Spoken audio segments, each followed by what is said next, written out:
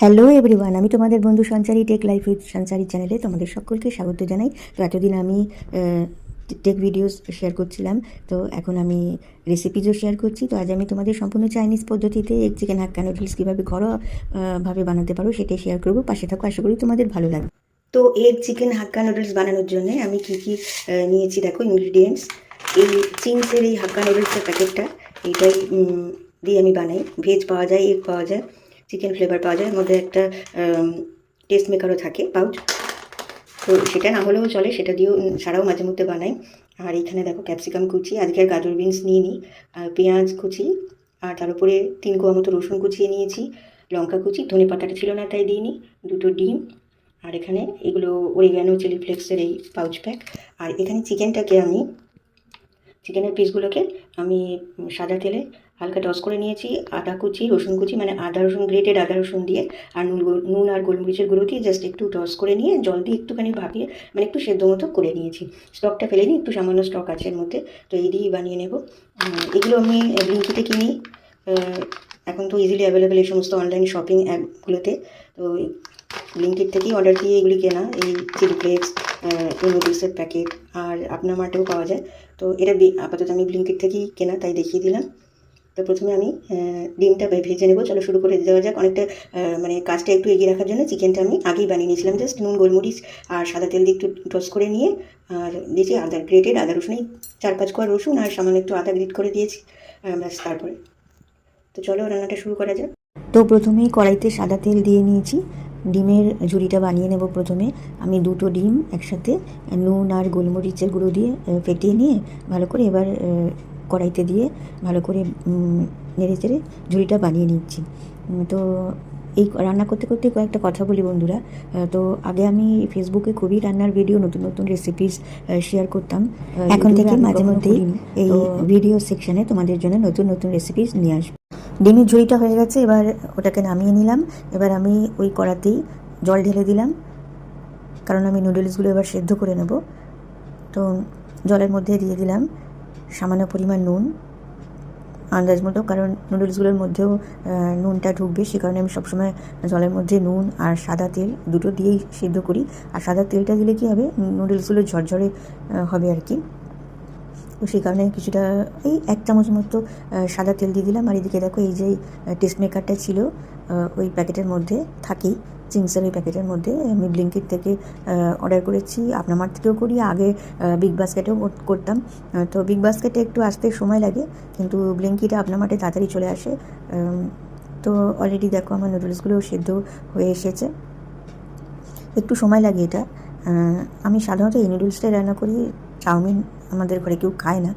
তো দিয়ে আমি এটাকে এবার জালের মধ্যে, চাকনির মধ্যে দিয়ে এবার ঠান্ডা জল দিয়ে ভালো করে ধুয়ে নিচ্ছি, কেন কি গরম থাকলে জড়িয়ে যাবে, সে কারণে ভালো করে ঝরঝরে করে নেওয়ার জন্যে ওটাকে আমি বেশি করে ঠান্ডা জল ঢেলে ঢেলে ঝরঝরে করে নিলাম নুডলসটাকে।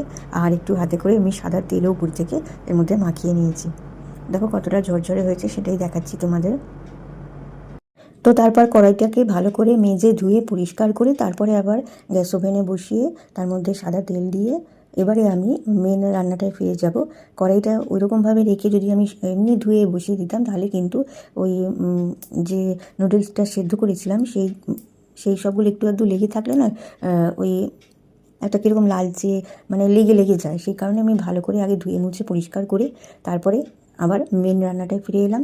দিয়ে দিলাম পেঁয়াজ রসুন কুচি, রসুন সামান্যই 3-4 কোয়া কুচিয়ে দিয়েছিলাম, পেঁয়াজ কুচি দিয়ে দিলাম। দিয়ে এবার এটাকে মিডিয়াম টু লো ফ্লেমে ভালো করে ভেজে একটু লালচে বাদামি বর্ণের করে নেব। তো নুডলসের আরও বিভিন্ন ধরনের রেসিপি, এটা হচ্ছে একদম মানে পারফেক্ট যে চাইনিজ হাক্কা নুডলস, সেইটাই তোমাদের সাথে শেয়ার করছি। নুডলসের বিভিন্ন রেসিপি আমি এর আগে ফেসবুকে শেয়ার করেছি, ধীরে ধীরে আমি ইউটিউবেও সেগুলো শেয়ার করব। তো তারপরে দেখো ক্যাপসিকাম কুচিটা এবারে দিয়ে দেবো, মানে পেঁয়াজটা পুরোটা লাল হবে না, তার হতে হতেই আমি ক্যাপসিকামটা ওর মধ্যে অ্যাড করে দিলাম। আর যদি আমি গাজর বিনসটা দিতাম, তাহলে কিন্তু আমি তেলের মধ্যে পেঁয়াজের আগেই গাজর বিনসটা দিয়ে দিতাম, কারণ গাজর বিনসটা সিদ্ধ হতে আর একটু সময় লাগে বেশি। যেহেতু গাজর বিনসটা অ্যাড করিনি, সেই কারণে আমি পেঁয়াজ রসুনটাই আগে দিয়েছি।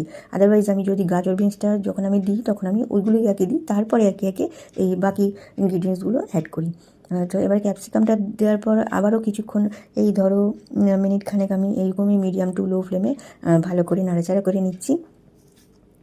তো যেহেতু ইউটিউবে আমি রেসিপি ভিডিও প্রথম শেয়ার করছি, তোমরা দেখে বলবে তোমাদের যদি ভালো লাগে। এরকম আরও অনেক আমি সবসময় নতুন নতুন রেসিপি তোমাদের সাথে শেয়ার করব। এর আগে ফেসবুকে তো করেছি, তোমাদের বললাম ইউটিউবে তখন করা হয়নি বিশেষ কারণবশত, তো এখন সেগুলোও করব। নতুন নতুন রেসিপি একদম সম্পূর্ণ আমার নিজস্ব স্টাইলে তোমাদের সাথে শেয়ার করব। তারপরে দেখো আমি ভাজাটার মধ্যে সামান্য পরিমাণে নুন আন্দাজ মতো দিচ্ছি, যেহেতু আমি ডিম ভাজার সময় নুন দিয়েছি, চিকেনটা রেডি করার সময় নুন দিয়েছি এবং নুডলসটা সিদ্ধ করার সময় নুন দিয়েছিলাম, সেই অনুযায়ী ব্যালেন্স করে আমাকে কিন্তু নুনটা দিতে হবে। বেশি দিয়ে দিলে আবার বেশি নুন হয়ে যাবে, সেই অনুযায়ী ব্যালেন্স করে নুনটা আমি দিয়ে আবারও একটুখানি নাড়াচাড়া করে যতক্ষণ একটু ওইগুলো ভাজা ভাজা হয়ে একটু লালচে বর্ণের হচ্ছে ততক্ষণ পর্যন্ত একটু নেড়ে চেড়ে নিচ্ছি। তো লো টু মিডিয়াম ফ্লেমে সবজিগুলো বেশ ভালো করেই ভাজা হয়ে গেছে, অনেকটাই কমে গেছে। একেবারে ভাজলে ঠিক লাগবে না, একটুখানি বাদামি বর্ণের হয়েছে, কমে এসেছে, অনেকটা মজে গেছে। তারপরে আমি ওই যে টেস্ট মেকারটা আছে সেইটা অ্যাড করে দিলাম। টেস্ট মেকারটা অ্যাকচুয়ালি না দিলেও হয়, কিন্তু থাকে যেহেতু দিয়ে দিই, আবার কখনো দিইও না, অন্য কিছুতে দিয়ে দিই। তারপরে আমি সিদ্ধ করে রাখা নুডলসটাও অ্যাড করে দিলাম। এরপর একে একে আমি আদার্স ইনগ্রেডিয়েন্টসগুলো অ্যাড করে দেবো। দেখো কতটা ঝুরঝুরে হয়েছে। আমি কিন্তু নুডলসে খুব একটা সস মানে তোমরা জেনারেলি যেগুলো মানে চাউমিন বানানোর সময়, নুডলস বানানোর সময় ইউজ করো, যে টমেটো কেচাপ, তারপরে সোয়া সস, চিলি সস, এসব আমি খুব একটা ইউজই করি না, খুব রেয়ার ইউজ করি। তো যাই হোক, নাড়াচাড়া করতে করতে আমি চিকেনটাও অ্যাড করে দিলাম। চিকেনটা তো একদমই রেডি করে নিয়ে আমি অ্যাড করেছি। চিকেনটা আমি অ্যাকচুয়ালি ভেজে ইউজ করাটা ঠিক না, আমি যে পারফেক্ট যে প্রসিডিউর আছে সেটাই তোমাদের দেখাচ্ছি। তারপর আমি একে একে অরিগানো আর চিলি ফ্লেক্সটাও অ্যাড করে দিলাম। ওগুলো না দিলেও হয়, অপশনাল, তো ছিল তাই দিয়ে দিলাম। তো অ্যাকচুয়ালি চাইনিজ হাক্কা নুডলস বানানোর এটাই একদম মানে হচ্ছে পারফেক্ট প্রসিডিওর। তারপরে আমি লঙ্কা কুচিগুলো দিয়ে দিলাম, গোলমরিচের গুঁড়ো একটু অ্যাড করি, আর ভিনিগারটাও আমি দিই, কিন্তু আজকে আমার কাছে ভিনিগারটা ছিল না, সে কারণে আমি ভিনিগারটা দিতে পারিনি। তাই জন্য চিকেনটা ম্যারিনেট করার সময় একটু ভিনিগার দিই, এবং আমি নুডলসটা বানানোর সময় শেষের দিকে 1 চামচ ভিনিগার অ্যাড করি। এতে কিন্তু টেস্টটা এনহ্যান্স হয়, যেহেতু আমি কোনো রকমের sauce, soya sauce, chilli sauce, tomato sauce ইত্যাদি ইউজ করি না। ভিনিগার দিলে টেস্টটা ব্যালেন্সও হয়, বেশ একটা টকটক ভাবও আসে, বেশ ভালো লাগে খেতে। আর তারপর দেখো ভালো করে আমি মিক্স করে নিচ্ছি, নাড়িয়ে চাড়িয়ে। এই মিক্সিংটা কিন্তু খুবই জরুরি, নয়তো এক জায়গায় মশলা থাকবে, এক জায়গায় থাকবে না। তারপর আমি এই দেখো এখন গোলমরিচের গুঁড়ো, গোলমরিচ কিন্তু আমি যে কেনা যে পাউডারটা পাওয়া যায় বাজারে রেডিমেড, সেটা আমি ইউজ করি না। আমি গোটা গোলমরিচ কিনে সেটা মিক্সারে গুঁড়িয়ে নিয়ে তারপরে ইউজ করি। তারপরে টেস্টটা ব্যালেন্স করার জন্য সামান্য একটু চিনি দিয়ে দিলাম। অ্যাকচুয়ালি চিনিটা দেয় না, কিন্তু আমরা বাঙালিরা তো চিনি ছাড়া কোনো কিছু ভাবতেই পারি না, সে কারণে একটু চিনিটাও অ্যাড করে দিলাম। দিয়ে আবারও ভালো করে একদম ফ্লেমটাকে লো করে নিয়ে ভালো করে মিক্স করে নিচ্ছি। দেখো কতটা ঝুরঝুরে হয়েছে। তো এরকম নুডলসের আরও অনেক রকম রেসিপি আমি তোমাদের সাথে শেয়ার করব। ব্যাস, আমার এগ চিকেন হাক্কা নুডলস একেবারে রেডি। দেখো কতটা ঝুরঝুরে হয়েছে। একটুখানি তোমাদের সার্ভ করে দেখিয়ে দিচ্ছি। ভিডিওটা যদি ভালো লেগে থাকে অবশ্যই লাইক কমেন্ট সাবস্ক্রাইব করে পাশে থেকো।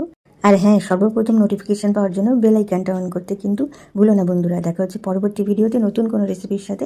এখন তাহলে আসি, টাটা।